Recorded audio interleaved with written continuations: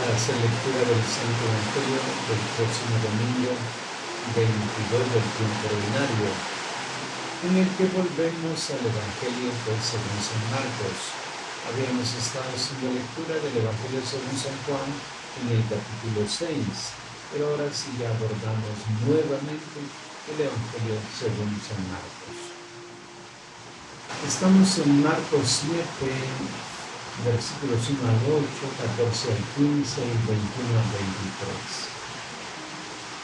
23. En aquel tiempo se acercaron a Jesús un grupo de fariseos y algunos letrados venidos de Jerusalén, vieron que algunos de sus discípulos comían con manos impuras, es decir, sin lavárselas, porque los fariseos y los judíos en general no comen sin antes lavarse cuidadosamente las manos, observando la tradición de sus mayores. Y si vuelven del mercado, no comen si no se lavan totalmente y observan otras muchas reglas tradicionales, como el lavado de copas, jarras y ollas y mesas. De modo que los fariseos y los letrados le preguntaron: ¿por qué no siguen tus discípulos la tradición de los mayores, sino que comen con manos impuras? Les respondió: qué bien profetizó Isaías de la hipocresía de ustedes cuando escribió: este pueblo me honra con los labios, pero su corazón está lejos de mí. El culto que me dan es inútil, ya que la doctrina que enseñan son preceptos humanos. Ustedes descuidan el mandato de Dios y mantienen la tradición de los hombres. Llamando de nuevo a la gente les dijo: escuchen todos y entiendan. No hay nada fuera del hombre que al entrar en él pueda contaminarlo. Lo que lo hace impuro es lo que sale de él. De dentro del corazón del hombre salen los malos pensamientos, fornicación, robos, asesinatos, adulterios, codicia, malicia, fraude, desenfreno, envidia, blasfemia, arrogancia, desatino. Todas esas maldades salen de dentro y contaminan al hombre. Hasta ahí el texto del domingo. Bien, después de meditar por 5 domingos consecutivos el discurso de Jesús sobre el pan de vida, retomamos la lectura del Evangelio de Marcos, que nos acompañará hasta el final del año litúrgico. En el pasaje de hoy se plantea un tema que toca un elemento central de la religión judía, es decir, las purificaciones. Para los antiguos el mundo aparecía dividido en dos esferas contrapuestas, una pura en la que actuaban las fuerzas de la vida y la otra impura donde estaban presentes los gérmenes de la muerte. Los israelitas consideraron impuro todo lo que de alguna manera hubiera estado en contacto con los ídolos inanimados, incapaces de favorecer la vida, monopolios del Dios vivo y verdadero. Su repugnancia instintiva hacia el mundo de la idolatría se manifiesta en formas extremas de separación.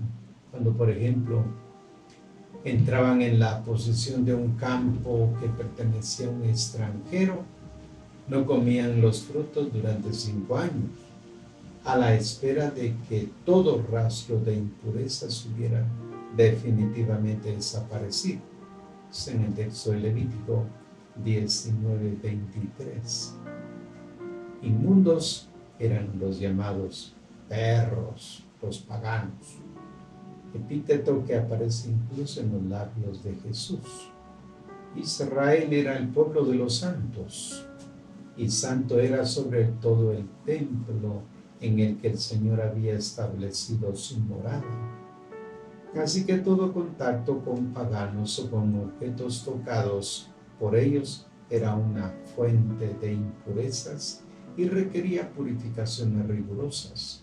En este sentido, las disposiciones de los rabinos eran muy minuciosas, no descuidaban ningún detalle, especificaban cuál era el nivel de impureza y qué ablución concreta era necesario realizar, distinguiendo diferentes tipos de agua a utilizar, explicaban cómo debían practicarse las abluciones sobre los artículos adquiridos en el mercado antes de utilizarlos.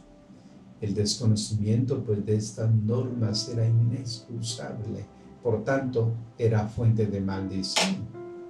Cada transgresión era considerada una infidelidad a Dios y a las tradiciones sagradas. En la primera parte del texto se presenta la acalorada disputa entre Jesús y algunos fariseos y escribas venidos de Jerusalén. El reproche que estos le hacían era que sus discípulos no respetaban la distinción entre lo sagrado y lo profano. Algunos de sus discípulos, dice, comían con manos impuras. Y este comportamiento desenvuelto y provocativo pensaban no lo podían haber aprendido sino de su maestro. La acusación no se refería al descuido de las normas higiénicas, sino a la falta del gesto ritual que debían realizar. Después de haber tomado un baño, cualquier persona que quería mantener la distancia con los paganos, rechazados pues por Dios. ¿De dónde procedían estas rígidas disposiciones de obsesiva observancia? De la tradición de los antiguos, de aquellas enseñanzas de los rabinos a las que se atribuía el mismo valor que a la palabra de Dios contenida en las Sagradas Escrituras. La Biblia prescribe que antes de comer la carne de los sacrificios del templo, el sacerdote debe lavar las manos y los pies, pero algunos grupos laicos, gente particularmente devota, había adoptado también en sus propias casas la costumbre de los banquetes sagrados de los sacerdotes y poco a poco esta práctica se había generalizado, dando lugar a la creencia de que el precepto había sido dictado por el Señor. La fórmula en que se solía recitar era la siguiente: bendito sea el Señor Dios nuestro, Rey del mundo, que nos has santificado con tus mandamientos y nos han mandado lavarnos las manos. Los guías espirituales habían bendecido esta tradición, asimilándola a la ley de Dios, a aquella ley, como señalábamos en la primera lectura, no debía ser alterada de ninguna manera, que no admitía pues cortes ni añadiduras. Si estas reglas se hubieran enmarcado pues en la posición correcta, no habrían constituido un factor particularmente negativo. Eran simplemente la expresión de una necesidad estudiada a fondo por la ciencia psicológica moderna de recurrir a ciertas prácticas para exorcizar fobias provocadas por lo diferente, por lo que se consideraba una amenaza para la propia identidad. Se volvieron peligrosas pues cuando fueron equipadas a la palabra de Dios, provocando una distorsión del rostro del Señor y de la relación con Él. Las consecuencias fueron las mismas que podemos verificar también hoy, cuando esta equiparación con frecuencia inconscientemente se vuelve a introducir. Veamos. La primera consecuencia muy seria es atribuir a Dios la distinción entre personas puras e impuras, entre justos y pecadores. Esta discriminación y las consiguientes normas para evitar contactos prohibidos llegan al aislamiento, desencadenan intolerancias y ponen en movimiento dinámicas perversas de agresión. No son queridas por Dios, para quien todas las personas son puras, y no hay diferencia de raza, género y condición social. También la separación entre criaturas puras e inmundas, entre lugares sagrados y profanos, no es deseada por el Señor, sino por los hombres. Dice el libro de la sabiduría 11:24. Él ama a todos los seres y no aborrece nada de lo que ha hecho. En el juicio de Dios, enseñaban los rabinos, el hombre tendrá que dar cuenta a Dios de todo aquello en que su ojo haya encontrado placer y no lo haya gozado. En estas palabras se refleja la mentalidad serena del hombre bíblico que goza de la belleza de la creación y da gracias a Dios por la comida, el vino, la salud, la belleza, la sexualidad y por todos los dones que ha recibido del Señor. Equiparar la tradición de los ancianos a la voluntad de Dios implica un segundo y grave problema: absolutizar las prácticas rituales. Quien cree que han sido establecidas por el Señor, las cumple escrupulosamente y termina por autoconvencerse de estar ya en buenas relaciones con Dios y con los humanos. Los rabinos más sabios habían percibido ya este peligro. Habían denunciado la insuficiencia de estas prácticas y llamado a la conversión del corazón.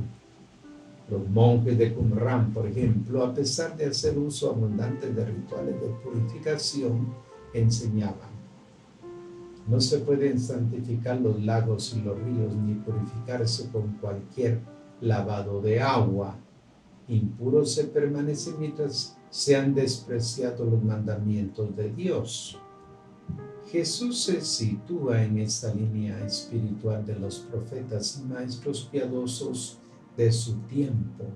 Apunta a la renovación de la vida y toma una posición estricta contra la religión reducida a la observancia de un código legal. Dice que a Dios no le interesa la pureza externa, los formalismos, las liturgias solemnes del templo, las apariencias. Al igual que los profetas, condena sin reserva esta farsa religiosa y, citando a Isaías, declara: este pueblo me honra con los labios, pero su corazón está lejos de mí. El culto que me dan es inútil, ya que la doctrina que enseñan son preceptos humanos. El evangelista Mateo refiere otra palabra profética a la que parece que Jesús solía recurrir en sus diatribas con los partidarios del culto a las tradiciones. Y les dice así: vayan y aprendan lo que significa: misericordia quiero y no sacrificios. En el pasaje de hoy, los que divinizan estas tradiciones son calificados de hipócritas, es decir, actores, comediantes, que se cubren el rostro con la máscara de la religiosidad, la devoción, la docilidad, que se comportan como personas piadosas, pero descuidando el único culto agradable a Dios, el amor por su hermano. Honran al Señor solo con palabras y con sus labios, pero no con el corazón. Los evangelistas no hubieran conservado estas duras palabras del Maestro si no hubieran adivinado la perenne actualidad del riesgo de introducir en la iglesia un culto hipócrita, con el consiguiente peligro de poner al mismo nivel la ley de Dios y las tradiciones de los hombres. La observancia religiosa de normas claras y bien definidas suele producir la sensación de haber cumplido con el propio deber y por tanto de estar ya en buenas relaciones con el Señor. El peligro está en que puede inducirnos a pensar que el crédito es nuestro. Construir la propia vida en la libertad de los hijos de Dios, estar siempre disponible para el hermano, es más difícil. Las necesidades de las personas cambian y quien ama tiene que estar preguntándose continuamente qué es lo que hay que hacer en este momento, qué se le pide y qué espera el hermano de él. El amor no viene dictado por normas, sino que se reinventa sobre la marcha requiere fantasía, atención, disponibilidad incondicional. La religión del corazón puede ser practicada solo por quien ha llegado a tener una fe adulta y madura, por quien es libre, sincero, abierto a la luz de Dios y a los impulsos del Espíritu. Los recién nacidos en Cristo, como lo tipifica Pablo en 1 Corintios 3:1, temen el riesgo, prefieren recibir instrucciones precisas y minuciosas, aunque en lo íntimo de su corazón se den cuenta de que esta religión pues no es liberadora, no comunica alegría y serenidad interior, sino solo tensiones y ansiedades. En la segunda parte del pasaje, Jesús establece los criterios para distinguir entre las acciones puras e impuras, aquellas que contaminan a la persona, no vienen de fuera, sino de dentro del corazón. El elenco de los 12 vicios, 6 en plural y 6 en singular, que hacen impuras a las personas, indica cuáles son los puntos de un buen examen de conciencia para quienes se consideran cristianos practicantes. Lo que hace que una acción sea buena o mala no es la conformidad o disconformidad con una norma, sino el hecho de estar a favor o en contra del hombre. Y lo que viene afirmado acerca de los alimentos vale también para todos los preceptos derivados de las tradiciones de los antiguos. En el centro, pues, de la escalinata que introducía el templo de Jerusalén por el lado sur, se colocaban numerosos recipientes para la purificación de los sacerdotes y peregrinos que subían a ofrecer sacrificios. Estos recipientes ya no sirven para el cristiano. Jesús pide a sus discípulos solamente la pureza de corazón. A la pregunta, ¿quién puede subir al monte del Señor? ¿Quién puede estar en el recinto sagrado? Jesús, no el salmista, respondería, el de manos inocentes y puro corazón. Y añade, si mientras llevas tu ofrenda al altar te acuerdas de que tu hermano tiene algo contra ti, deja la ofrenda delante del altar. Ve primero a reconciliarte con tu hermano y después vuelve a llevar tu ofrenda. Solo el que está en paz con el hermano es puro y puede acercarse a Dios. Tratemos pues de llevar a la práctica este mensaje que nos ofrece el próximo domingo y así nos preparamos de mejor forma para celebrar con dignidad el misterio eucarístico.